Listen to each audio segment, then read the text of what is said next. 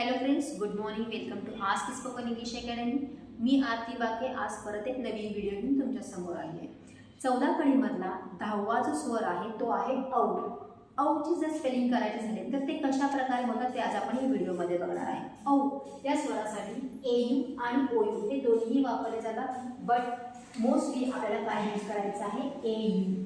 एक काना दोन मात्रे जे जेव्हा आपल्याला स्पेलिंग करायचे असतात नावाचे, आडनावाचे, गावाचे, तेव्हा कसे स्पेलिंग होऊ शकतात ते आता बघूया. आणि अजून एक एयू आणि ओयू ह्या शब्दाचे इंग्लिशमध्ये जर आपण वर्ड्स बघायला गेले तर ते वेगवेगळ्या उच्चाराने होतात, त्यामुळे आपण इंग्लिशमध्ये वर्ड्स बघणार नाही.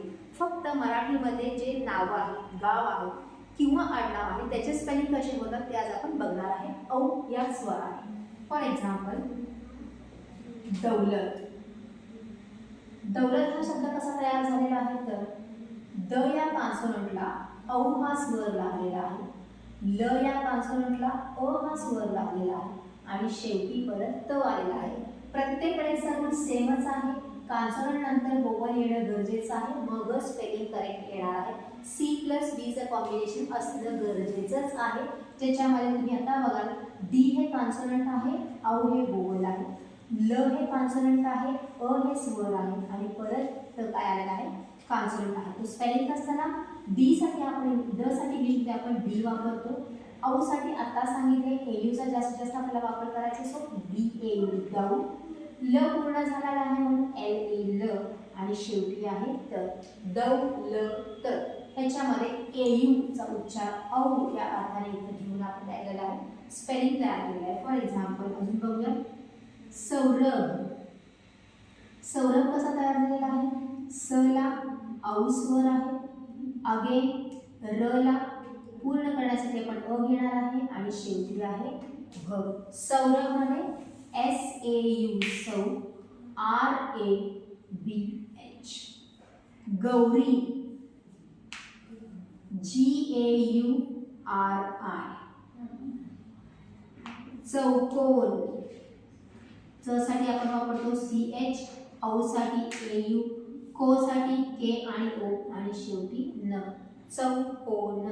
प्रत्येक वेळेस जिथे जिथे औ दोन मात्रे कानासोबत आलेले आहेत तिथे आपण काय वापरलेलं आहे, ए आणि यू वापरले आहे.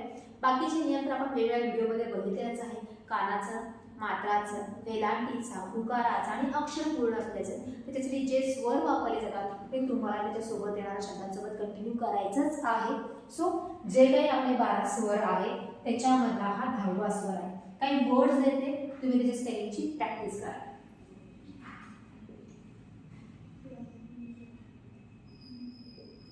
चौरस, भौगोलिक, भौतिक, तौफीक, फौजी, औलाद, औज, दौत, गौरव, सौरव,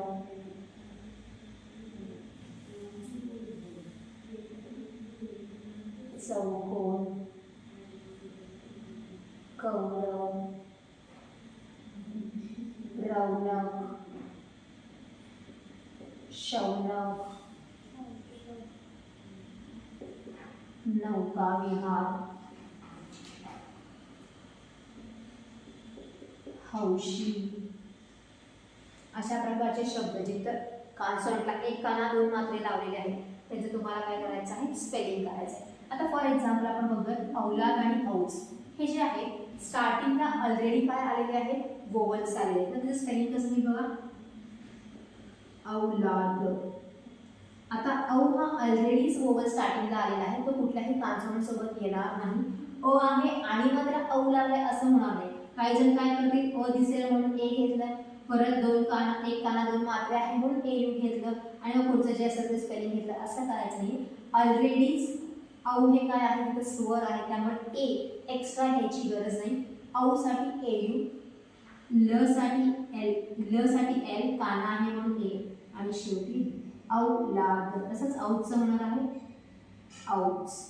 म्हणजे जर स्टार्टिंगला वोवल आलेला असेल, not necessary to use any consonant कारण ऑलरेडी इथं वोवलच आहे.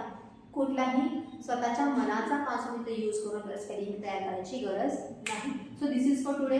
औ हा स्वर आहे, 10वा स्वर आहे 14 कळीमध्ये. एयू ओयू वापरलं जातं. जास्तीत जास्त एयूचा वापर करायचा आहे. इंग्लिशमध्ये वर्ड्स आपण बघणार नाही कारण प्रत्येक वेळेस एयू किंवा ओयूचा उच्चार वेगळा वेगळा होणार आहे. औ असाच होणार नाही. त्यामुळे आपण फक्त मराठीमध्ये नाव आडनाव जे आहे त्यांचं स्पेलिंग कसं करायचं ते बघितलेलं आहे. And I have given you some words to practice. अशा प्रकारचे शब्दांची लिस्ट करा आणि प्रॅक्टिस करा. आपोआपच तुमचे स्पेलिंग मिस्टेक्स कमी कमी होत जातील. दिस इज फॉर टुडे. थँक्यू.